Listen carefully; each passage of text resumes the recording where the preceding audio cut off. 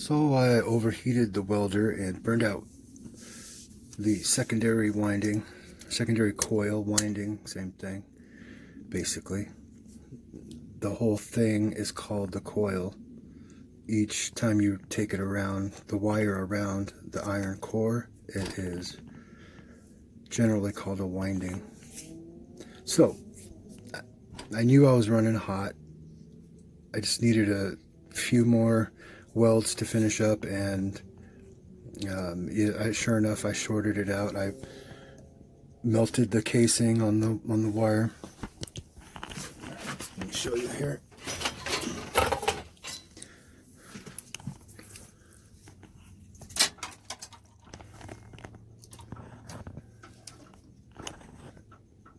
Pretty bad. I mean, it didn't break the wire like that. I cut it to get it out of the core to remove it, but I think it's focusing on here. You can see a lot of these breaks, the melting, so it needed to be replaced for sure. And I don't know what gauge this is. I think it's well, I know I took it from Romex that you use to, wire up your home. I want to say it's 10 gauge, but I don't think it is, because this is 10 gauge. Let's see. Solid core. That's what I just bought to replace it. And let's do a little side by side if we can.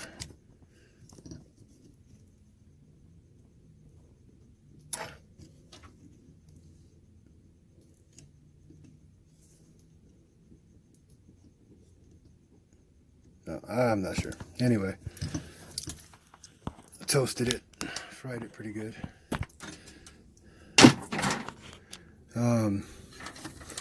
So what happened with this transformer is generally when I take the winding out, the secondary winding that is already in the transformer, when you take it out of the microwave oven, that gets cut out and discarded.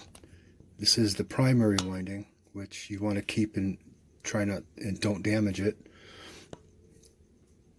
It's very difficult to cut this thick block of wire without damaging this one underneath it. And the one above it's even thicker. It's thicker gauge wire.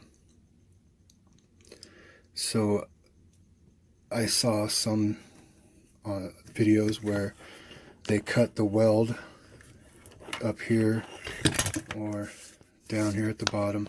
There's two welds.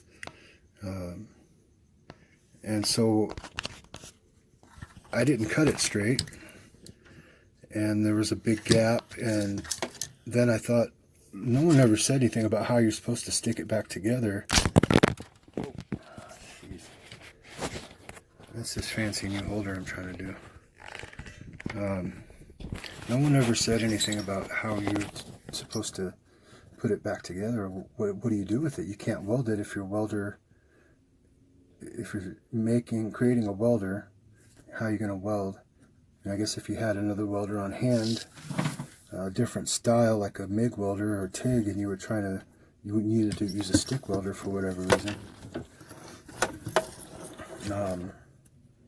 So I tried welding it, and I think it's the electrical current that's running through here, and you put the rod inside that field, electrical field. It didn't want to stick. It just kept bubbling up here on the side. You can kind of see where it was here. It would just kind of stick up here onto the side,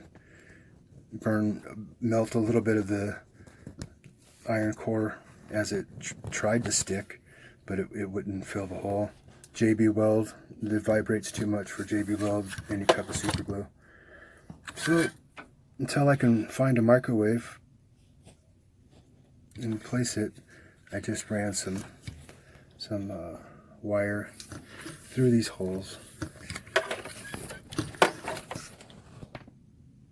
up over the top, and twisted it all together, and then twisted it together this way too. That's why it looks like that. It's just temporary though. I did have it clamped together, and it did just fine. What happens is if there's a break in this iron core, the field isn't contained, leaks out, and you lose any type of heat that the field would generate. It just, that's my, as far as my understanding of it goes. So I am going to, I'll record this when I when I do the windings for this coil. I'll record it. A few things to keep in mind. So I am going to record while I do the windings for this coil. And before I get started, like I said, be careful when you're cutting this one out. That's the method I would use unless you have a welder to weld back together. I would cut this out with a hacksaw, a Dremel. Just be very careful when you get down here. It's hard to see, and the wires are so small, they start fraying, and it's difficult to see what you're doing precisely. And then you have to put it on its side, take a hammer and a chisel or something that's got enough surface area to hit against there and push it through to the other side. You do one side, then the other side. It's a pain in the butt, but it's the best alternative to that. Top knot over there. These shunts, there's shunts that are in here, pieces of iron, flat pieces stacked together, and they're wrapped. Don't lose those, otherwise you're going to have to make your own. They are relative to the configuration of the electrical field that is generated. And try not to lose the paper that goes around them. Otherwise you will be doing stuff like this where not only around the shunts, but the paper inside these too. You want, if you can keep it, keep it. A lot of times it's stuck to the inside and you just have to scrape it out. What I'm using here is, I have a sheet of gasket maker where you can cut your own gasket, and I wet it to soften it up, and then that's what I'm using there. And I believe that's what I'm using on these shunts too, because I just tossed them off to the side. This is the first, these are the original transformers. This will be the first time I'm replacing the windings. It's been almost 2 years. I'll put some pictures in of a couple of projects that I've used the welder to build. But anyway, you want to have these corners on the inside covered as much as you can, because the vibration will, let's take a look at this one if we can get a good shot here. So let's do this, and you can see, maybe you can see how it rubs up against there, real tight in that corner. Now this one is covered, but the vibration will hit this corner, eat into the casing, the sheath of your wire, and once it touches the body of this, you short it out. And I've had that happen, and I just pulled the wire out a little bit and put some tape around it, and it was good to go. So all right, we'll get into all that later. So here we go.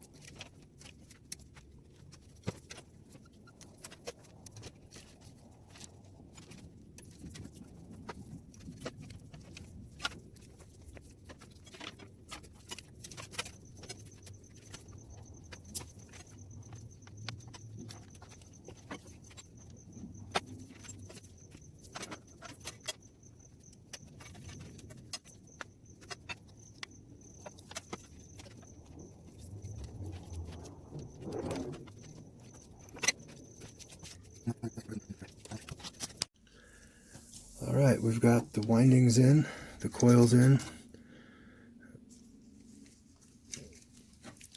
When you saw when I first started how I took a screw and held one side of the winding down, or the coil down, and it's also important to pay attention to the direction that you start.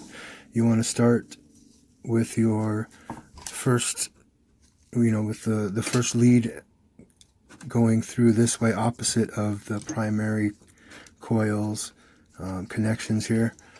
And also you want to pay attention to leaving yourself set up, because they're going to sit like this next to each other, and you want the two leads that come off here to be short, and the two in the center here to be short, because they're going to be soldered or connected however you want together.